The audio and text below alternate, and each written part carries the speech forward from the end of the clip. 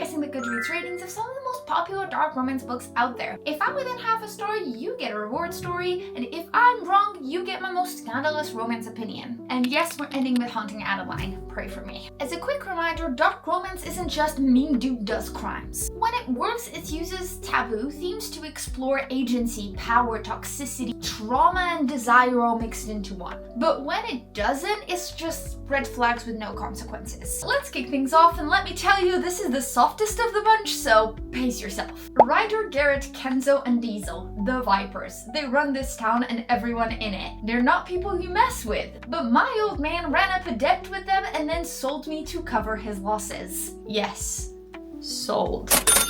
They own me now, but I've never been meek or compliant. They can own my body, but they will never own my heart. And I'm going to make them regret the day they took me. 4 tattooed dudes kidnapping someone because their father owes them money? Like, already choices were made. Yes, it is an 18+ reverse haram romance. You're just going to have to accept that there's gonna be some themes here that we cannot all defend. And here's the thing, for me, morally gray doesn't mean it's automatically compelling. Like, if the book in and of itself acknowledges the problem and acknowledges that these men are doing something that is really, really wrong, especially if they're looking at her with longing and want to own her body, if it acknowledges like the intense problem with the power dynamics there and the issue of consent, then I find that absolutely fascinating as a reader. But if it pretends that it's completely normal, then that's where a book loses me. As Ayman puts it, this was the dumbest book I've ever read.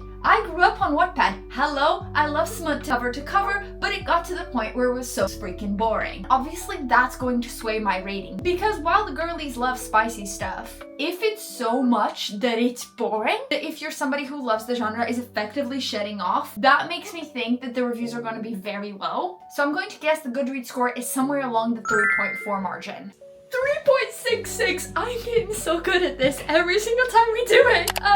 Reward unlocked. I will tell you, the dark romance trope that I think absolutely works and nobody else likes. When she's really meek and soft and subdued, maybe she's a ballerina, maybe she's like trapped in a cult, and he's big bad guy. I know everybody's sick of it, and I know I criticize it in certain books as well, but there's something about it that just hits the spot and has done so since I was a literal teenager. The older I get, the more I recognize how absolutely toxic 99% of the books that explore that dynamic are, and yet I will still read them. And I will not take any criticism on it. I know what I like, and I'm not saying you have to like it, I'm just saying that I like it. The next book was actually chosen by my Substack group. I told them I was doing this video and asked them for recs, and they picked Promises and Pomegranates by Sav R. Miller. It's inspired by the Hades and Persephone myth, which I absolutely love any kind of mythology retelling. Even if other people don't like it, I'm sold. Dr. Cal Anderson is 32, and he is cold and emotionless, which makes him the in-house physician for the mafia. Elena Richie is his boss's 20-year-old daughter. Age gap, baby. As in,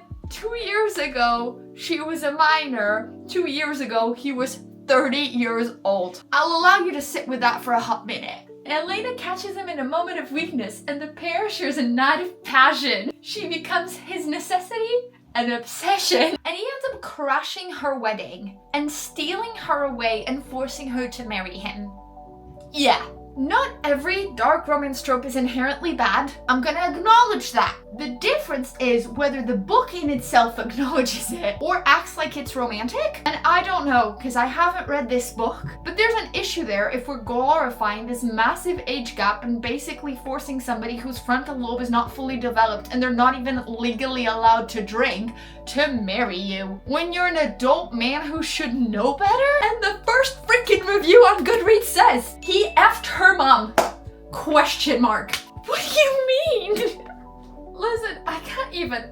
I'm just gonna guess that it's a 3.8 and everybody just overlooked that weirdly disturbing fact. If it's any higher than a 4, I'm gonna call CPS. It's a 3.5, thank goodness. Which also means we get another reward. I'm getting too good at this where I'm going to have to expose myself really freaking hard when I get it wrong. Would you have rated Promises and Pomegranates any lower or higher though? I'm really curious because anytime I come across an age gap romance, people have like really differing opinions. So I would love to hear yours. As a reward for this time, the one dark romance book that I think actually handles consent really brilliantly is Whispers of Fire by Cassie Kellergan.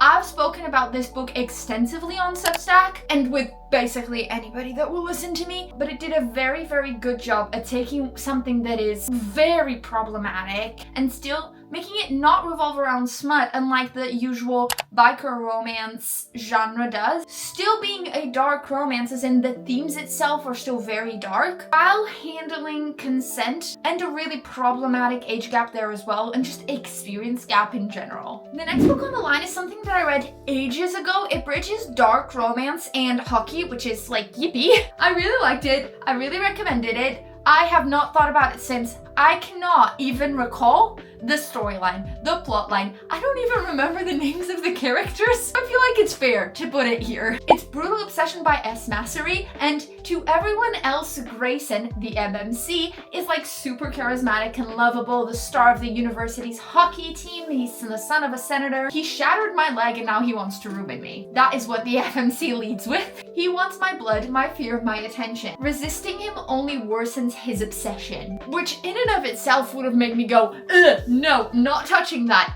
Yet, the FMC proceeds to say, he draws out a sick darkness in me that enjoys it, which, you know, if you're down for that, girl, get him? This brings me to another big issue that I see come up whenever people discuss dark romance. Reader consent is different than a character consent. Understanding why a character forgives someone doesn't mean that I would forgive it, like me as a reader or me in real life. Just because you read a book and enjoy a book, it does not mean that you necessarily agree with the actions of the characters or even the reasoning that led to them acting that way. It's more of a, I see your point and you're doing that, you dumb hoe. And I kind of wish the people that bash on dark romance would understand that more. I'm not saying you need to enjoy dark romance, we're all allowed opinions. Just saying don't judge somebody who enjoys dark romance and assume that it means something about their own character personally. You get my point. Considering how little I remember of this book, and as Sarah puts it, while this was actually torture, my skin is crawling with disgust, I'm gonna take a wild guess and say this has an average rating of about 3.7, because people seem to be down with things that the vast majority of us would say makes our skin crawl. And it's actually a 3.82. What did I tell ya? And I was right, again. So I'll tell you the only sports dark romance that I would recommend anyone if they're like a beginner and dipping their toes. And that would be Until I Get You by Contreras. It's a hockey romance, but I wouldn't say it's necessarily very much like revolving around hockey. If you're somebody who enjoys thrillers and like mysteries and stuff like that, that makes it the perfect book to introduce you to more of a dark romance genre, because it very much leans into, I would say, a psychological thriller kind of thing, which makes it such a fun book. Even if you're not even interested in sports romance at all, I would still recommend it really highly. This next book has been shoved so far down my TikTok rabbit hole that I'm finally giving up and checking it out. The author did a good enough job, okay? I'm kind of pissed off checking it out, but I'm doing it. I've seen this cover so many times that I'm like, fine. It's called Leave Me Behind by K.M. Moronova. Apparently one of the characters is the sole survivor of an elite dark forces squad called Riot. It's not called Riot because they put this letter in there. It really annoys me when people from different languages include letters that they don't understand how they're going to be read. I don't even know if this is read Riot or Hayasht or whatever, because the O is not read like an O. Putting my frustrations aside, Nell gets shoved into a different special ops team because, you know, she's the only one alive. They go do what no one else in the world can. Wow. Also, she does not look old enough to be doing that stuff. She ends up having a one-night stand with some dude, and lo and behold, who is that dude? The dark and mysterious man she only wanted as a fling is not only her new comrade, her immediate superior, an untouchable devil in the fields. His name is bones. Another thing shattering the illusion. How can you say the word bones and not think immediately of the incredible Dr. Brennan? Anyway, they end up getting stuck together, not in a one-bed situation, but kind of adjacent to it. Just a forced proximity thing. And he hates her. Sure. I hate everyone I sleep with.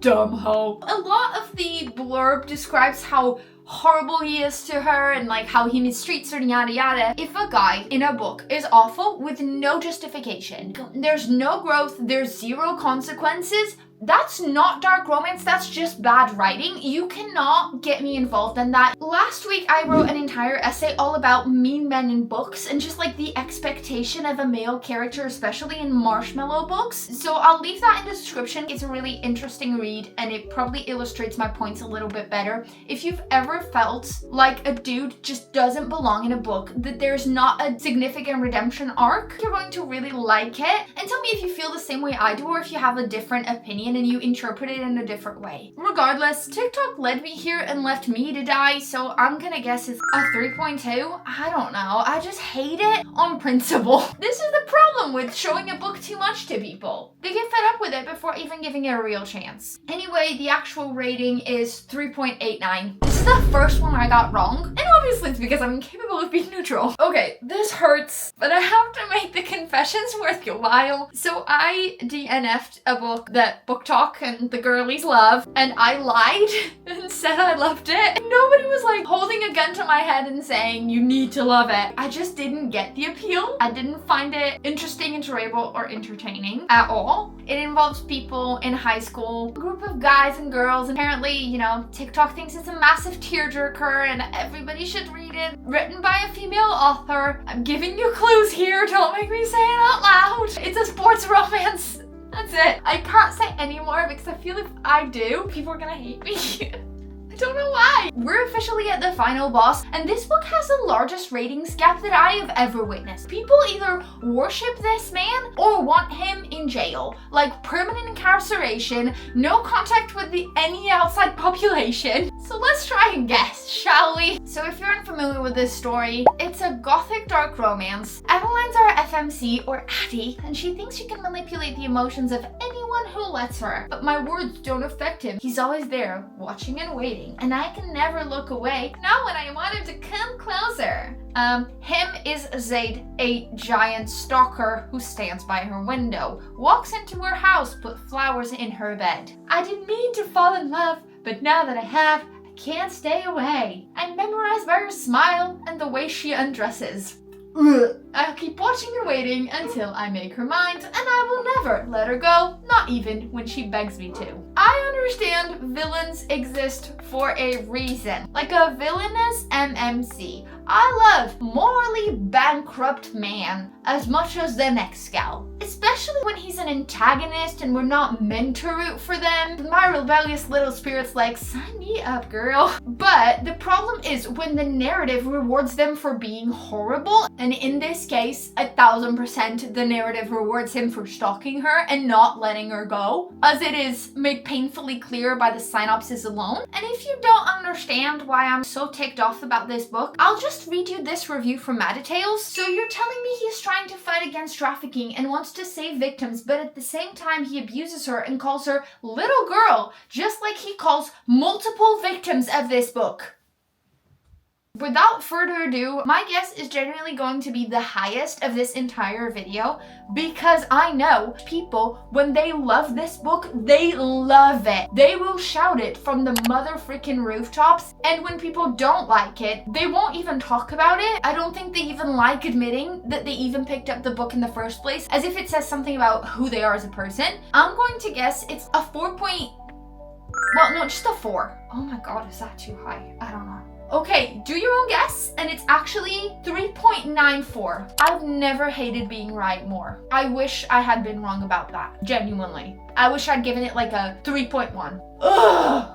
I don't want want to give a reward. I don't want to talk about something I like. I want to talk about something I hate. So I'm going to give you my most controversial dark romance opinions ever, and that is that some dark romance books should not have been allowed to be published. I understand the difference between fiction and reality. I understand the books are just books, but there are some books out there, including one which I will not name, because I do not wish to give it a single more ounce of attention. It described in depth the grooming process of a minor and her consistent manipulation through the years, even as an adult, by older men. It was titled a dark romance. That was not a romance. Even the MMC who falls in love with her and defends her does not acknowledge the fact that the reason she falls for him has to do with the manipulation she suffered prior. It's framed as a he's a good guy and that's why she ends up with him and yada yada. He is not a good guy. If he was the man for her, he would have shoved her in therapy and walked away and given her space to heal. My biggest shock of this entire video has been that people think Haunting Adeline is a literary masterpiece when I genuinely felt bored and annoyed reading it. It had the least amount of depth of any book that I've ever read. Everything served the main characters. It wasn't well written at all. But again, that's just my opinion. And my worst miss was Leave Me Behind. I definitely owe you a redo on that one. Next up is probably going to be whyyyy Nostalgia Edition. If you have books that you want us to discuss, please leave them in the comments. Can I keep my streak of correct guesses, or will that one be doomed?